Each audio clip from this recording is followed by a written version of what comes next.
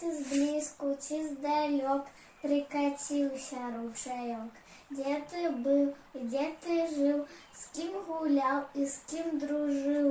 Адказаў нам ручаёк: я не зблізку, не здалёк, я з высокай хмаркі, што летела шпарка над палямі, над лясамі і спынілася над вамі.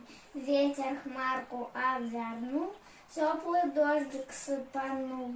За струменчыкам струменчык, дзе травінка, дзе каменьчык, у абгонкі скок да скок, і радзіўся ручаёк, непаседа весялун, гаманлівы булькатун. Буду з вамі я гуляць, вам каравікі люляць.